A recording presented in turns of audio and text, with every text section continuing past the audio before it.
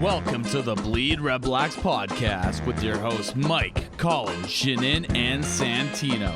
Produced by Mark and Johnny Z. BleedRedblacks starts now. Hey, welcome to BleedRedblacks Season 3, Episode 19, I guess. It's a little turbo edition, and we decided to get together and do a game preview due to the big game here tomorrow. Saturday morning. Yeah, there you Shake go. it up. Yeah, it's Wake up, our nation! Yeah, wake it up. Dust off that hangover! You're listening to WNBC Saturday morning. Get ready, 11 o'clock, top of the hour. Top 40 coming right at you. it's not hard to tell we've all been eating cinnamon buns for the last hour, is it? So I'm joined here by season ticket holder Mike, who drove over from the West End. That's right. Battled Saturday morning traffic. Is that a thing? Yeah, sure is. It probably is, right? No, I got here in record time, yeah, actually. That's right. Amazing. And Janine, how's it going? Going good, going good. So it's just going to be a little quick and dirty show. Big game tomorrow. Huge game for the city and the team. And we're stoked. So we're going to bring you a little game preview. Firstly, I just want to thank Mark Gowdy for coming in earlier this week. Got a lot of great responses, and people really liked hearing him talk. He was a lot of fun. And just so everyone knows, he didn't actually take his shirt off. Shirts were on, everybody. Shirts were on. That's right. That's right. So like I said, Mark did bust out the cinnamon buns this morning. I did miss the Filoso kitchen, though. I got to be honest. Saturday morning Filoso kitchen. Yeah, the spread that goes out over there. Like, I don't know how Santino didn't weigh 400 pounds when he went back to Brazil. But I don't know either. I don't know how I didn't weigh 400 pounds after the last time we ate there. So just really quickly, Mark brought us in a autographed Red Blacks football by the team on Wednesday. So we're going to be giving away the ball this week. Really simple. Just retweet our show link, and then we're going to throw names in a cap, and we'll draw them out. And, if you get it, we'll send you this. It's pretty nice Red Blacks football, you know. So I couldn't tell you which players signed it. There appears to be many signatures, and if any of you are pros at being a detective, you can try to figure it out yourself. Yep. But you'll never see it unless you retweet the show link. Retweet the show, get in the hat, as they say. There you go, yeah, as they say. Who's they? The unofficial contest rules brought to you by LLC that we've signed. There you go. Yeah, it's legit. Trust me. It's totally legit. Okay, we're gonna blast into a little renegade rant. Sorry, is that what we decided? No. I don't know. Sure, let's hear what Santino's got to say. We were just talking about the Filoso kitchen. I mean, I think we'll go right to Santino. We were able to have a chat with Marshall live from practice a few minutes ago, and then we're going to go into a little game preview. So better tell them who Marshall is in case they're wondering. Well, the one and only Marshall Ferguson from TSN. That's right. Voice of the Ticats, former gunslinger from the McMaster Marauders, record holder, most pass attempts in one season by McMaster Marauder, and so basically he's the Brett Favre of Hamilton. So obviously a rad dude to have on the show. And he wanted to talk to us. I know, right? What the hell he did? Yeah. So check that out after Santino's rant. Awesome. Sounds good. Let's do this. Welcome to the Red Black Renegade Rant with Santino Filoso.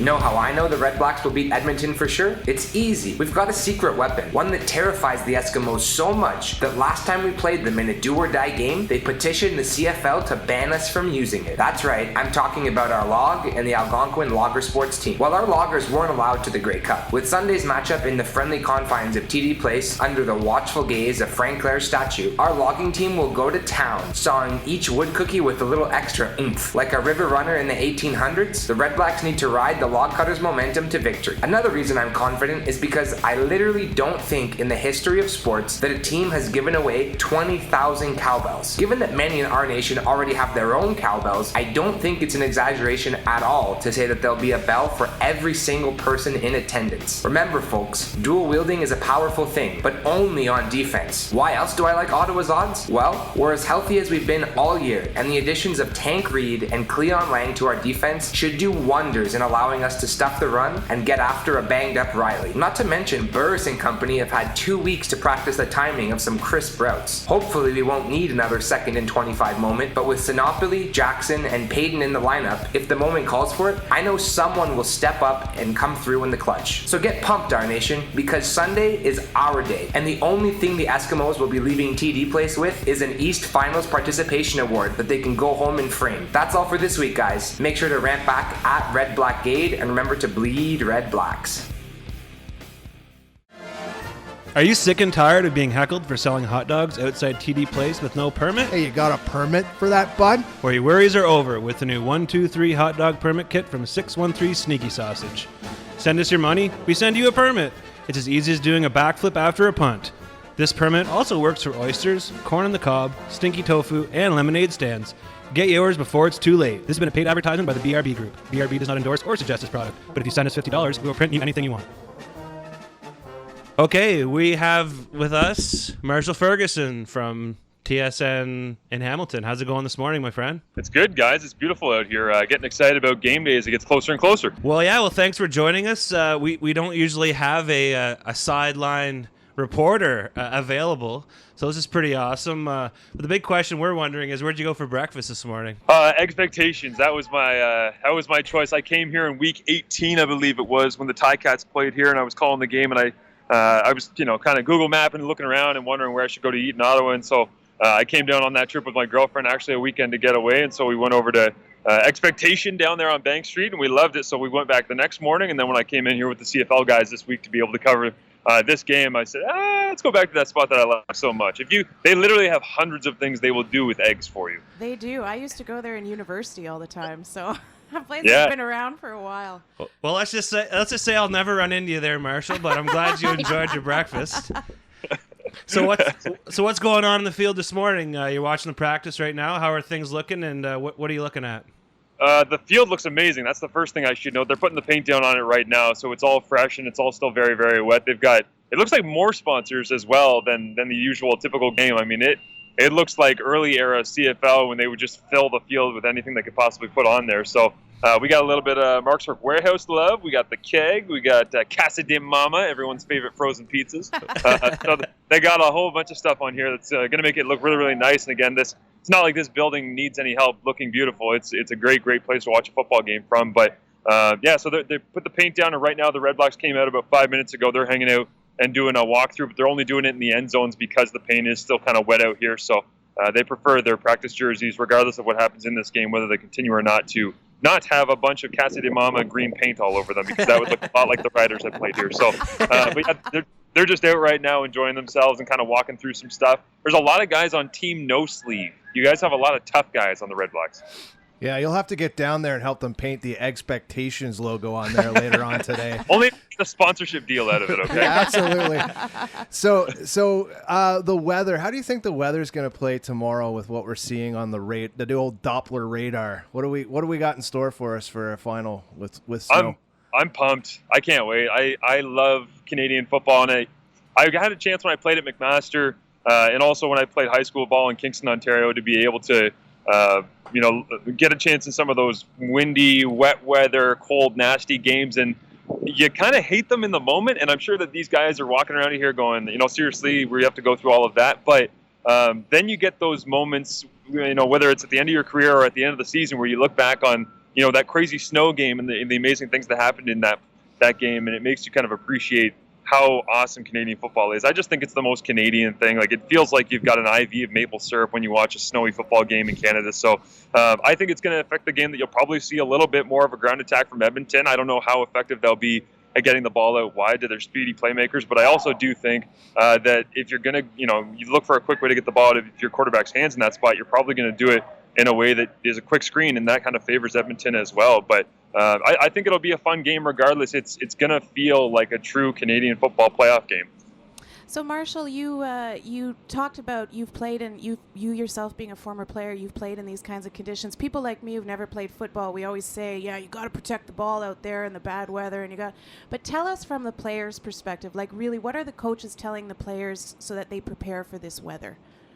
The coaches always just preach ball security. That's the biggest thing, is that they don't want to have you lose the game. I said in that game between Edmonton and Hamilton last week when Zach Loris was backed up and he had, a first and 10 at his own 18-yard line or whatever with a minute and something to go.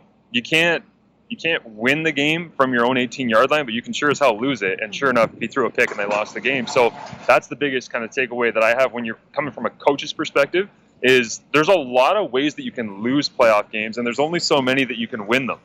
So I think that that's the biggest challenge right now for these teams and these coaching staffs, is to find ways to be able to incorporate safe plays that secure the ball and allow you to get into the end zone without actually losing the game trying to do too much. So, Marshall, you were a real gunslinger when you played quarterback at McMaster, and like yourself, we have one here, one of the best in the business, Henry Burris. Yeah. And what are you looking for him tomorrow? This is kind of a really important game for not only the team, but for Henry. He's done a lot of talking this year, and what do you expect to see out of Henry tomorrow? I love his perspective. I love the way that he motivates this team. He is, as much as Trevor Harris is solid playmaker, smart guy, honest, a great interview, all of those things, Henry's the heart and soul of this whole operation, in my opinion. The more that I watch him, the way that he operates at practice, because keep in mind, guys, I'd never been to a Red Blacks practice before this week, and I didn't really know what to expect from Henry.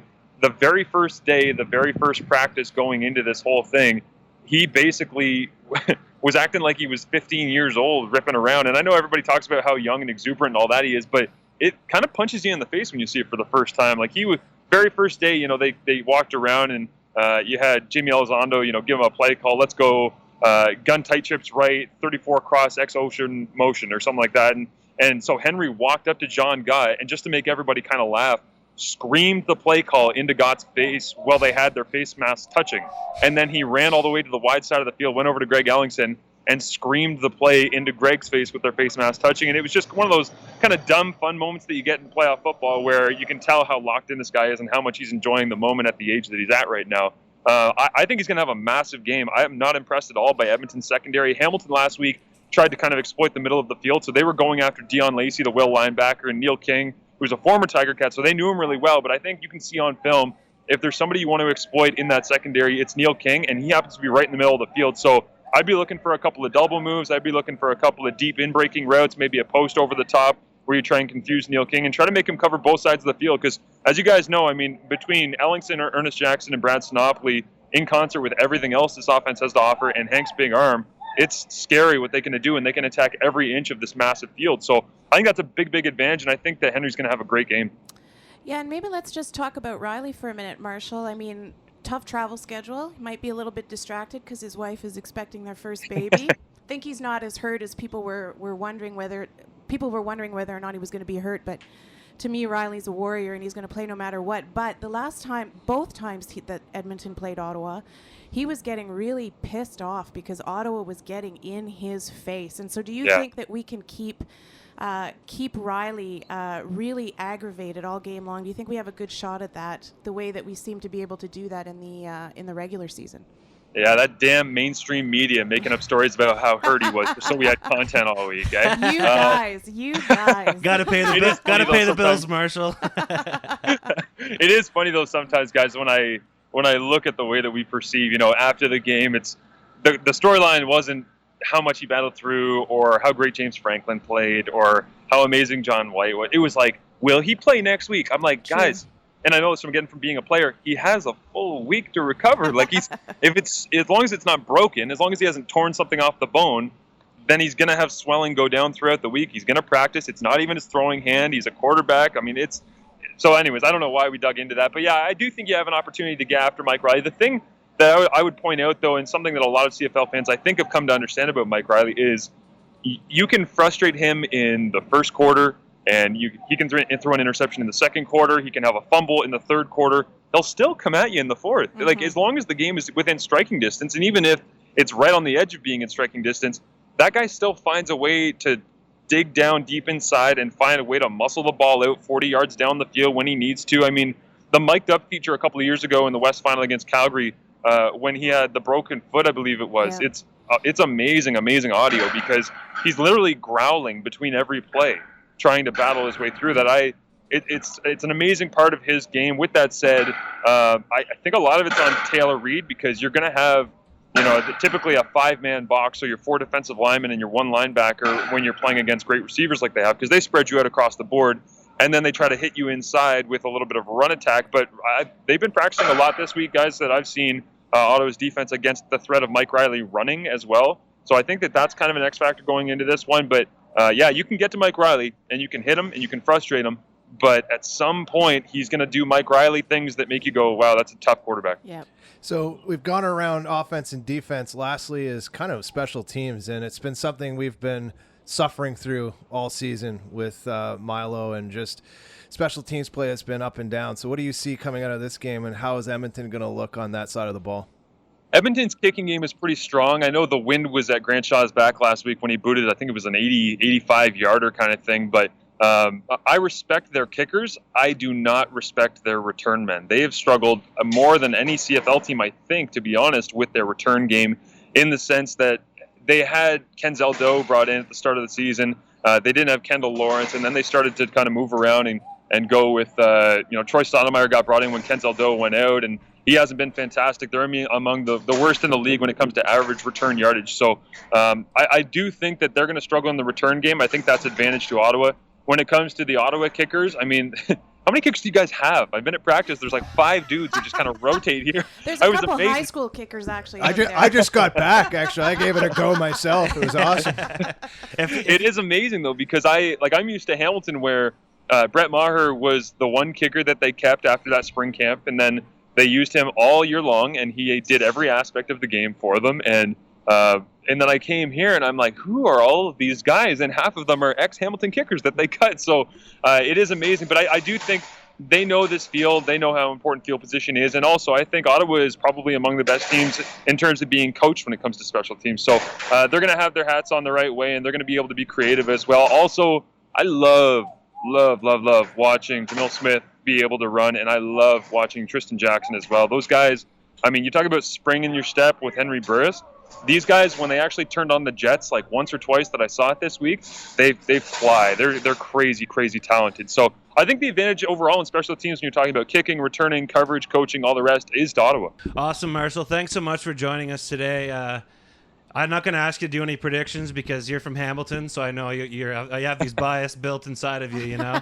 No, actually, I will say, I'm not a big prediction guy. I'm not like Glenn Suter, who just completely refuses to do predictions because he calls the games. But no, I do predictions for CFL.ca throughout the season, and I started out hot, and then they got worse and worse and worse by the end of the season. And I came to realize, though, as I was looking at this matchup, and it didn't really strike me until I actually got here to Ottawa, that I have that Eastern bias, and I have that Ottawa and Hamilton, and so I would always wonder whether or not Hamilton was good enough to win the East Division. They clearly weren't. But at some point here at the back end of the playoffs, I started to realize I really don't want to see a Western team play a Western team in the Grey Cup. It just feels very un-Canadian to have that happen. And so, I'm not actively cheering in any way, but I grew up in Kingston, Ontario. I went to university in Hamilton, Ontario. I work in Ontario. I mean, I want to see a team from Ontario in the Grey Cup that's being played in Ontario. I think it would be amazing for your entire fan base to be able to make that trip down to be able to celebrate the game, back-to-back Grey Cups for the first time since like the 50s. So it's a really good challenge for them. The Edmonton Eskimos is kind of a perfect storm. They travel well, and Ottawa lost their last 3 games at home here. But I do think you're going to see a great game from Ottawa. They got the right kind of mindset going into this one. I'm secretly picking Ottawa to win. Right on. Awesome. That's what we like to hear. So thanks so much for joining us. And if the Red Blacks do wind up winning tomorrow, I'll meet you at Kettleman's after the game for a bagel. How does that sound? Right on. Do they serve beer at Kettleman? One thing at a time, man. You got to get food in your stomach first, all right? Awesome. Thank you, guys. All right, take care. Thanks, a Marshall. lot. Thanks again, Marshall. Never again will you see rings on your table with the CFL-approved OLG Coaster Yellow Edition. It's easy. Go to your local OLG retailer, place a bet on a parlay with no research, watch your bet lose, and boom! Coaster! Bet on the Ticats to beat the Red Blacks? Coaster! Bet on the Argos to win the East? Coaster! Coaster come in a variety of price ranges from $2 to $100. After Rake and Juice, you'll never be a long-term winner, but you will always win a coaster with OLG. All right, thanks so much. That was awesome having Marshall on. We don't have a field reporter available too often, and good on him for calling us. Well, we'll see. So that was pretty awesome hearing the sounds of TD Place. It sounded like he was more of a construction zone with all that painting they're doing down there, but maybe he can get his nails did while he's there or something. I don't know. So this week, big game. Tomorrow, actually. Rematch of last year's Grey Cup. The Red Blacks and the Eskimos face each other again, and this matchup has to have hardcore Red Blacks fans salivating. Not only redemption game from last year's heartbreak, but I mean the Red Blacks went 2-0 against the S this season. I know they say it's hard to beat a team 3 times in a year, but I like our odds. I like how we stack up against this team. So Mike Riley, did you see the bowler's hat he wore last week? I know we talked about it. I know he talked about it, but I didn't see it.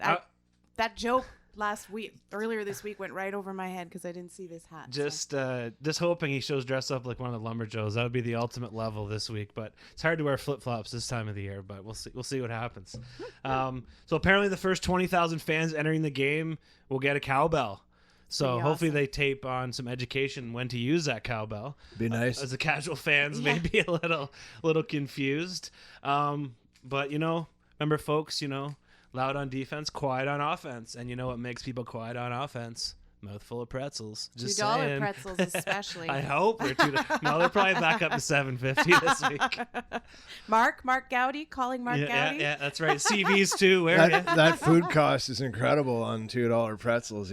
Just the giving away the honey mustard is enough to bury you. Yeah, that's what he's saying. We're doing it for the fans. I'm like, when you quantify your profit as doing it for the fans, he might have swallowed that one.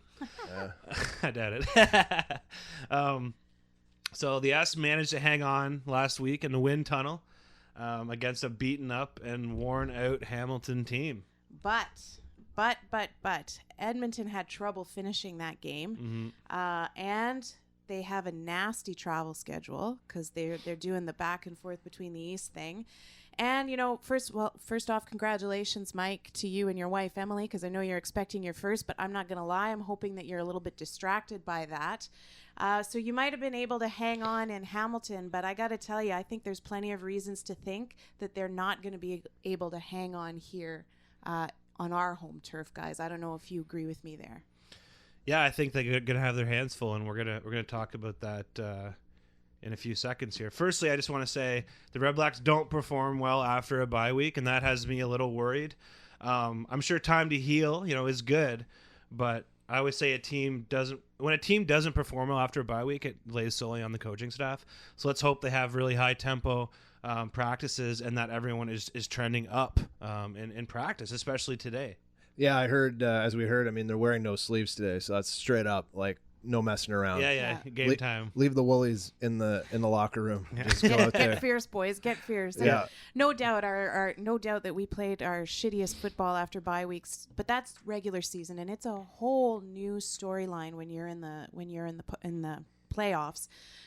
This is win or lose. Winner keeps going, loser goes home, and these guys don't want to go home, and they know what's on the line. So I'm not worried about how we performed in the regular season. It's all eyes on the future now. All right, let's get into our little game preview. I'm sure we're going to sound like a bunch of goobers after hearing Marshall's in-depth analysis. Did you hear him just rail off these plays? Just double X Hawkeye Jack ass. I was like, hey, up, X, hey, y. bud, what'd you fucking call me? I was like, all right, listen. I know I play Madden, but I just keep doing sweep left, sweep right. But I didn't catch a Hail Mary in there. Sorry. Am I a victory formation? Yeah, sorry. That's all I got, bud. All right. Keys to game offense. I'm going to do it just because it's my jam. Fossey Corsi. It's going to be cold. It's going to be wet. It's going to be miserable. So we got to pound the ball. I want to see 15 plus touches. Apparently, Moses Madu is healthy, and he's going to find the field. And if we can introduce the run game early, it's going to open up another opportunity for was it second and Bronson or third and Bronson? I think it was third and Bronson. No, it was second and Bronson. Second and 25. Second and Bronson. Edmonton was the second worst in the CFL in sacks, and Henry's going to get a chance to show off his arm. So he's one of the most elusive quarterbacks in the CFL, and combining these variables with a solid run game is going to ensure no insurance necessary, a balanced and vicious offensive attack. Also looking for Jerron Kreiner to kind of be a sleeper, kind of little breakout game. That'd be nice. Have a guy show up that's unexpected. Take a flyer on him over there on On DraftKings? On DraftKings. It's 3,500 on DraftKings. 3,500. So there you go. Yeah. History shows this team don't do well offensively when we don't actually set the pace. And basically what we need to do with the Red Blacks is keep moving that ball and putting up points. We don't do well coming from behind all year. It's been a team that just kind of struggles and don't get a good rhythm in place if they don't have a 6 or 10 point lead, something I've noticed all year. So I looked over at just the last 2 wins this team had. So I looked at Winnipeg and the Hamilton wins, and I wanted to see how many sacks we gave up in those winning games. We only gave up 2 sacks. The offensive line has to kind of play that same pace that we had while we were winning football games. Again, I think the team's a little bit fragile in my eyes when they don't have a good jam if they're down early. So offensively, we got to put up some numbers. Take away those 2 garbage games. Just take away that 1 garbage game a few Fridays ago when we had locked up first place. We've had 4 wins in the last 8 games down the stretch. So that says to me, this is a team that hasn't had a lot of traction coming into this playoff. I want to flip the script there. Edmonton, last 8 games to close out the season, they've got 6 wins and 2 losses. So, this team all year, it doesn't matter who the pivot is, they kind of look fragile unless they're in charge of that pace. So I want to see the offense to come out, put some points on the board early, and then be able to kind of set that pace both sides of the ball. And I'll talk about defense in a few minutes. True that Edmonton was trending up in the win category, but we should point out that a good chunk of those games were against the bottom of the barrel teams in the CFL. So take that, maybe take that with a bit of a grain of salt. But I agree, a win is a win, and you're trending up, and that's a momentum. We lost killer. 2 games to the garbage team in the CFL. Yeah, we this did. year, Absolutely. so. Absolutely. Yeah, I'm trying to be. So disregard everything that I just said. No, Everything. It's Saturday morning, god damn it. Okay, so here's my take, guys. Time for another cinnamon bun. That's right. A couple things. The first is Mr. Dependable. Get that ball to Uncle Ernie. 80 plus catches, 0 drops on any of those catches. There's a reason he's the East's MOP finalist. And if the weather's going to be as bad as my little weather app is telling me it's going to be, then you want those hands around that football. Those are the hands that I want to seek. I'm not saying that Kreiner and Ellingson and Sinopoli aren't going to be extra careful, but just Mr. Dependable hasn't had a drop all season. I really want to see Uncle Ernie shine in this game. And we've already, I'm glad Marshall, we talked to Marshall about what do coaches say to get players ready for bad weather. And so I'm not an idiot when I say tuck the ball, protect it, ball security. Thanks, Marshall, for making me feel like I actually know what I'm talking about. So I do expect that we're going to see what Colin loves best, and that's pounding the ground with those backs. The last thing, I haven't seen the depth chart yet. I don't know if they released it. There was an outside chance that Sir Vincent was back. Do we know yet? No, I think we'll see reports on Twitter any minute now that'll tell us, and we didn't ask. I don't have my hopes up. I think it's leaning towards him not playing. Yeah. From what Al Jakubek said on Twitter this week, but I'm not sure. Hopes. I don't. Al Jakubek. We love you, AJ. We love you down here. You know that. Or sorry, AJ Jakubek. Sorry. So I'd love to see Sir Vincent back. It'd be great to have him. The O-line's gonna have to really work hard.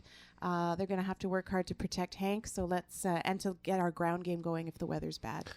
All right, you ready for a little defense action, buddy? Yeah, I love that you just had an Al Michaels moment there. That's awesome. Some of you will get that. No, the Twitter awards, they nominated Al Jakubek for best Twitter. You know how I feel about the Twitter awards, right? Right on. No. I don't know. Do we follow them? No, we don't even follow them. Do you want to lie down on this couch? For what? No. Hey now. Got a few more little cinnamon buns. You Do tell this. us how you feel. All right. I am hungover. There's no sticky buns down The here. shirts are on. Yeah. Flip the script, as Matt Dunnigan would say. Flip the script. There we go. Let's look at the last 2 wins our defensive line has produced 5 sacks. That's what I want to get over here. I want to look at the team when they've done well. In these last 2 games that they've won in the regular season, they lined up 5 sacks. So I'm just asking for more. That's it. Simple. Get some pressure. It's not too much. No, I mean, just that and a Twitter award. Come on. My God, Munoz will show, once again that he's hungry. This is a game where the guys I feel have been pedestrian better get off a really great game. Get off the schneid. as some guy from Sens always talks about. Pressure on the quarterback and keep that containment up the middle, to kind of stop that run. I say outside safety blitz, and I say that because this isn't a week to be conservative. We've got to take chances, even with a slim lead. You got to start making these moves and really put the pressure on and change the looks that we've given over the rig. Because we won 2 games. They have that tape. Edmonton has the tape of us. Yeah, they're going to look at it probably all day, every day. So let's change it up, make some outside blitz action happen. Just change up that look. I'm with you though, as far as this is a week to be extra aggressive. We can't play for the tie this week. We got nothing to lose, so might as well just give her, right? Well, I'm right. All right. Keys to the game. Défense pour moi. We need to stop the Wolfman, as Janine would say. So dude's on. I didn't make that shit up. That's his legit nickname, you guys. You know what? I heard the it first. Wolfman. I heard it first from you. So I heard it until I hear it somewhere else from TSN. So obviously it's true. Got a little Elvis coming up for you next. I always watch the games on mute and just have YouTube John Oliver playing in the background. So, no, I'm joking. So dude's on fire. He had 160 yards last week. We need to keep him under 80, and I think that's like a reasonable number. He's going to get his yards, but no big runs. We need to be physical on the small back, try to wear him out early. Edmonton's 3rd in the CFL in time of possession, and limiting their success on the ground will obviously help get the ball back in Henry's hands. With that being said, Edmonton allowed the 2nd least sacks in CFL this year, so stopping the running game, forcing Mr. Riley to drop back would be a great way to create pressure. And like Mike said, we need to be aggressive and put the heat on him. He's banged up. He's apparently nursing a sore thumb, still from last week's Tabbies game. Not sure from what Marshall said. Injuries like that shouldn't be a problem, but we need to pressure him and stop the little man from running the ball. Well, it might even be an injury that's a problem, but it's Mike Riley, and Mike Riley is a warrior, so he's gonna. It's not on his throwing hand. Like, can't they just lance that thing off or something? Well, I guess it depends, because you don't need that thumb. You don't need a thumb to catch a ball. You ever hitchhiked in Alberta before? It's dirty. With a fist, it's not gonna work. It doesn't matter what your thumb looks like. It's how nice your legs look. Well, then I'm sure Mike Riley will be fine. Yeah, that's right. No fireworks jokes. There you go. So here's my take, guys. You know why we clinched first place in the East in the second last game of the season? It's because our secondary played smart. They played aggressive. They didn't play as dirty and as stupid as they have been for a lot of the season. If we get another, they took 2 penalties, I think, all game, 3 interceptions against Matt Nichols. If they play 60 full minutes of smart football, we got these guys. I'm not worried about Mike Riley. They looked like a brand new secondary. Absolutely. I had no idea. I Absolutely. spent 2 weeks down here out of the 6 weeks I missed of this show down here just screaming about how the secondary bit this year. Yeah. And then that week I call them out. They go out and play an amazing Absolutely. game, and I'm like, this is a new secondary. And I think a lot of it goes back to probably preparation, because I felt like it was almost coaching at one point. We talked a little bit about there was a lot of missed coverage. Yeah. We can't have any of that this week. Like none of No. this. Oh, that guy's open and I'm 5 yards out of the zone. So Here's hoping that Colin. Here's hoping that for the practice, this secondary has effectively had 3 weeks off, because they didn't play in the last game of the season. So when you talk about being prepared after the bye week and what the coaches have to do, I really hope these guys have spent a lot of time together, both on the field at practice and off the field, and really coming together as a band of brothers, because when they play like they are family, they are unstoppable. secondaries win championships. And you talked about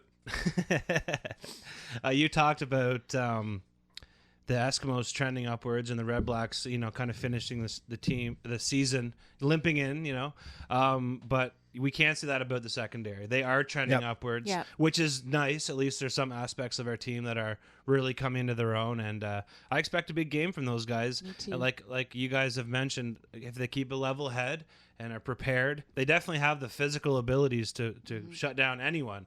Yeah. It's just that game between their ears where they usually lack discipline. So speaking of lacking discipline, I'm really going to be looking to see what we get out of Cleon Cleon Lang. So we talked about him after that signing, and a lot of people think it's a good signing. I am still a little bit on the wire about that, just because he has a reputation for being a dirty player. You know where he got that reputation? He's the guy that took out Mike Riley when Mike Riley went down with a pretty serious knee injury. And so there's a history between him and Riley. Now, I want to see him get nasty, but I don't want to see him get dirty. But I do want to see him get up into Mike Riley's face, let Mike Riley know he's still around. Keep it in the rule book. But keep it in the rule book. Yeah, so, 100%. Cleon, you show us why you were such a great end-of-season signing, and then maybe I'll change my mind about you. All right, special teams. Broken record. If Jamil Smith takes one back, the Red Blacks players better keep their helmets on, because it's going to be raining cowbells, man. Would that be like maybe a hat trick if he takes 3 back? You throw your cowbell on the field or something? Let's try. I'm not that greedy. One's all I need. We don't need to win the game by our special teams, but we just can't lose. And having a little chat with Marshall made me feel great about it. It sounds like he agrees with us that they're aside from their kicking game, they don't really have any good return men. And I think we definitely have an advantage as far as that goes. I was going to talk about Milo, but Janine, I'll let you talk about Milo. Well, I mean, I guess with Milo, I'm sure he'll be back. I mean, he's had quite a bit of rest from whatever it was that was ailing him. And Early was doing a great job filling in, but was never tested beyond, what was his longest, maybe 30, 32 yards. So it's good to have somebody who is able to get you the big kick when it matters. But Milo, you got to get us that big kick when it matters. So let's hope that it's Money Milo that shows up and not Dad Bod Milo that shows up. I'm telling you right now, if we run back a kickoff straight up, I'll say goodbye to FF by streaking right through FF, down onto the field, through the concourse, to the canal, wherever I end up. See you at Kelman's, bud. I just don't know where you're going to connect your GoPro. But if... you wait.